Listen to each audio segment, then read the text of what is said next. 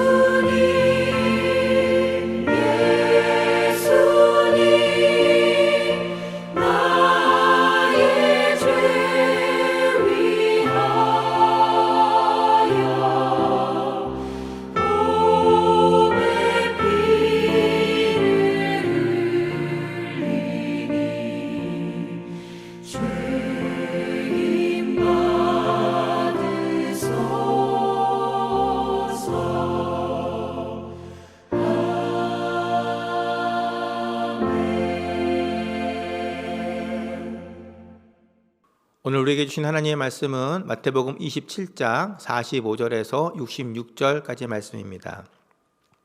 제6시로부터 온 땅에 어둠이 임하여 제9시까지 계속되더니 제9시쯤에 예수께서 크게 소리질러 이르시되 엘리 엘리 라마 사박다니 하시니 이는 곧 나의 하나님 나의 하나님 어찌하여 나를 버리셨나이까 하는 뜻이라.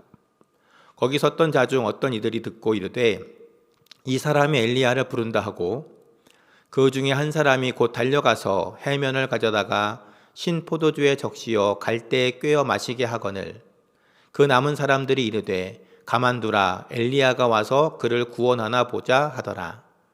예수께서 다시 크게 소리 지르시고 영혼이 떠나 가시니라.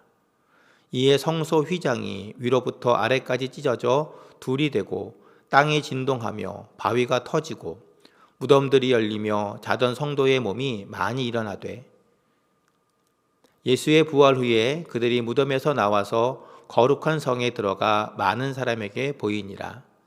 백부장과 및 함께 예수를 지키던 자들이 지진과 그 일어난 일들을 보고 심히 두려워하여 이르되 이는 진실로 하나님의 아들이었도다 하더라.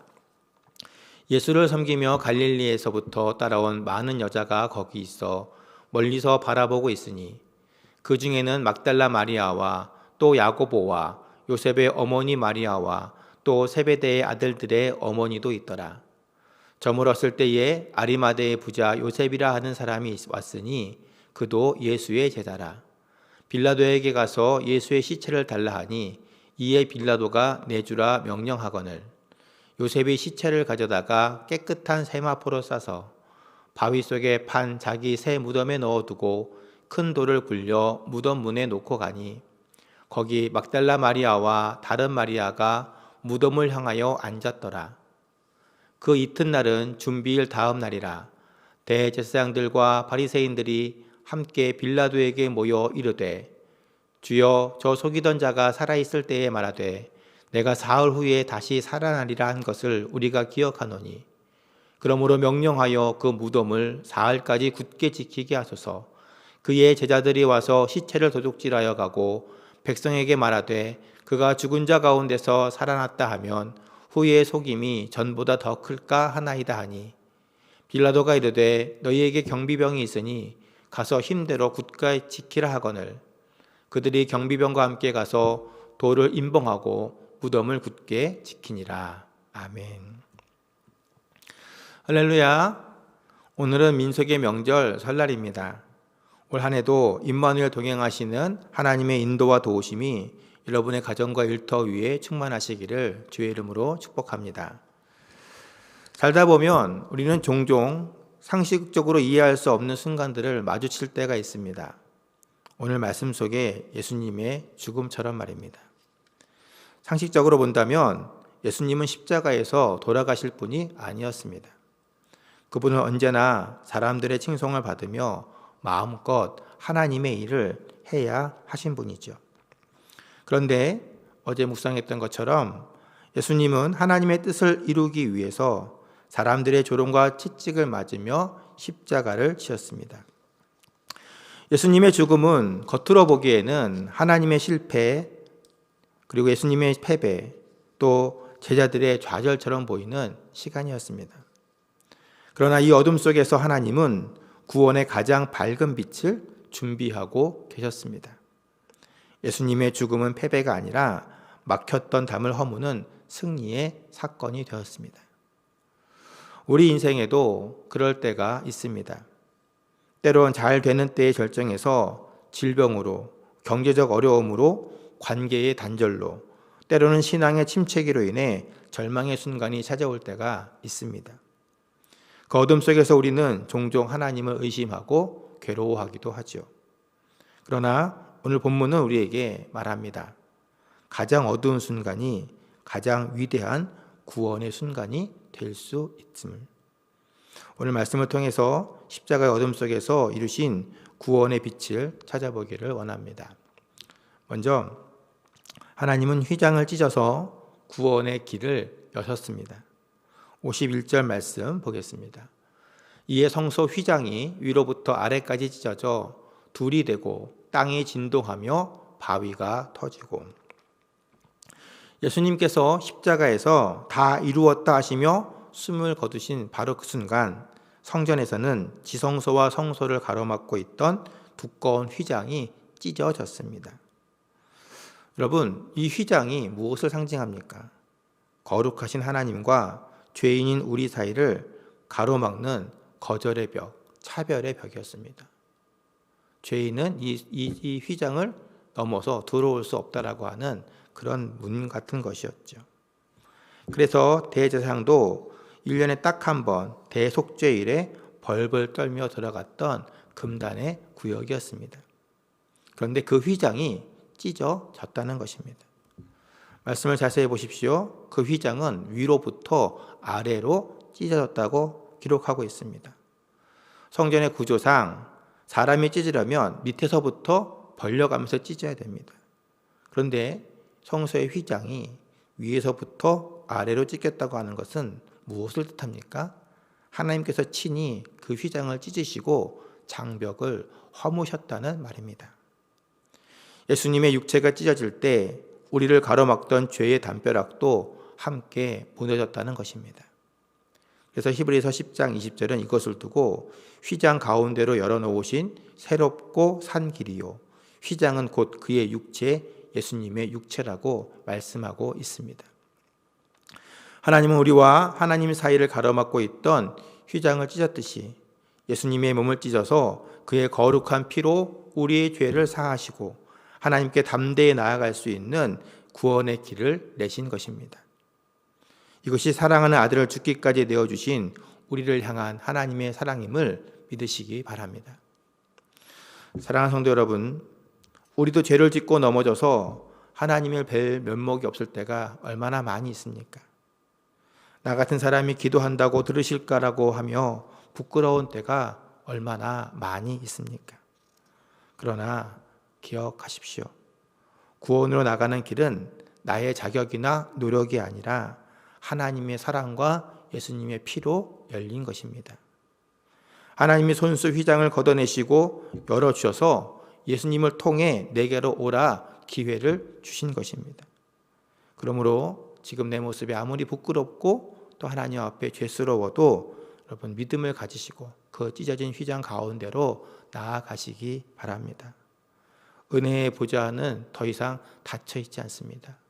예수님을 믿고 나오는 자, 그들은 모두 구원을 받게 될 것입니다. 이 구원의 은혜가 저와 여러분의 삶을 늘 충만하게 하시기를 주님의 이름으로 축원합니다. 두 번째, 하나님은 오늘 사건을 통해서 절망의 자리를 믿음의 고백으로 바꾸셨습니다. 본문 54절을 보겠습니다. 백부장과 및 함께 예수를 지키던 자들이 지진과 그 일어난 일들을 보고 심히 두려워하여 이르되 이는 진실로 하나님의 아들이었도다 하더라. 그날 골고다 언덕에는 수많은 구경꾼들이 있었습니다. 그러나 예수님의 죽음을 가장 가까이서 그리고 끝까지 지켜본 사람은 가족도 아니고 제자도 아닌 처형을 집행하던 로마의 백부장이었습니다. 그는 평생 전쟁터에서 사람을 죽이는 일을 업으로 삼았던 냉혹한 군인이었습니다. 기적을 기대한 적도 말씀을 배운 적도 없었습니다. 그런데 지진이 나고 어둠을 깔리는 그 공포스러운 죽음의 현장에서 그가 뭐라고 고백하고 있습니까? 이는 진실로 하나님의 아들이었도다. 여러분, 이것이 진짜 믿음의 역설 아닙니까? 신앙은 내 인생이 잘 풀리고 사업이 대박나고 몸이 건강할 때만 증명되는 것이 아닙니다. 그때가 하나님이 나를 사랑하는 가장 좋은 때가 아니라는 것이죠. 내 인생이 십자가 아래에 있는 것처럼 캄캄할 때, 때론 도무지 이해할 수 없는 고난의 한복판에서도 그래도 주님은 살아계시다, 그래도 주님은 하나님의 아들입니다라고 고백할 수 있는 것, 이것이 진짜 믿음이라고 하는 것입니다. 상황에 따라 변하는 믿음이 아니라 진실 앞에서, 진리 앞에서 굳건히 서 있는 믿음이 저와 여러분의 믿음이 되기를 바랍니다. 사랑하는 성도 여러분, 혹시 지금 여러분의 삶의 자리가 백부장처럼 흔들리는 땅 위에 있습니까? 혹은 캄캄해서 앞이 보이지 않는 만큼 절망스럽습니까? 여러분, 그때가 하나님을 깊이 만나는 은혜의 때임을 기억하시기 바랍니다. 그리고 그 절망의 현장이 가장 위대한 신앙 고백의 현장이 되기를 바랍니다. 그 믿음으로 오늘도 승리하는 저와 여러분 되시기를 주의 이름으로 축원합니다. 세 번째, 오늘 본문은 우리에게 두려움을 넘어서 헌신의 자리를 지키라고 말씀합니다. 57절과 58절 말씀 보겠습니다. 저물었을 때에 아리마대의 부자 요셉이라 하는 사람이 왔으니 그도 예수의 제자라. 빌라도에게 가서 예수의 시체를 달라 하니 이에 빌라도가 내주라 명령하거늘. 오늘 이야기의 마지막 장면은 예수님이 돌아가시고 난 뒤에 해 저문 시점의 이야기입니다. 모두가 떠났습니다. 그런데 그때 등장한 사람이 있었습니다. 아리마대 요셉이죠. 요한복음을 보면 그는 본래 숨은 제자였다고 합니다. 유대인들이 무서워서 자신이 크리스천임을 드러내지 못했던 소심한 사람이었던 것이죠. 그랬던 그가 예수님이 가장 무력하게 죽으신 그 밤에, 모두가 예수님을 피하고 싶었던 그 밤에 용기를 냅니다. 총독 빌라도를 찾아가서 예수님의 시신을 달라고 하죠. 아마 빌라도가 보기에 무슨 관계일까 의심하지 않았을까요? 이 사람은 분명히 유대인의 유력한 자인데 어떻게 죄인으로 죽은 예수의 시신을 거두려고 하는가? 혹시 무슨 거래가 있거나 관계가 있는 것은 아닐까 의심하기에 충분했을 것입니다. 그렇기 때문에 아리마대 요셉의 이 요구는 어쩌면 자신의 지금까지 살아왔던 재산과 명예, 모든 권력과 권리들을 걸고 하는 위험한 행동이었을지도 모릅니다. 그러나 그는 주저하지 않고 빌라도를 찾아가서 예수님의 시신을 거둔 후 자기를 위해 준비하던 새 무덤을 주님께 내어 드렸습니다. 사랑하는 성도 여러분, 우리가 하나님 앞에 늘 감사함으로 또 은혜에 보답함으로 충성하고 헌신하기를 결단하며 살아갑니다. 그런데 여러분, 헌신은 언제 가장 빛이 납니까? 해가 쨍쨍할 때, 예수님의 인기가 좋을 때, 내가 넉넉할 때, 여러분, 그런 건 누구나 할 수 있습니다. 그러나 모두가 떠난 황혼의 시간, 아무도 돌보지 않는 빈자리를 채우는 것, 여러분, 그것이 진짜 사랑이고 헌신임을 아리마대 요셉의 이야기는 우리에게 들려주고 있는 것입니다. 오늘 우리 교회 안에도 이런 아리마대 요셉 같은 분들이 많아지기를 소원합니다.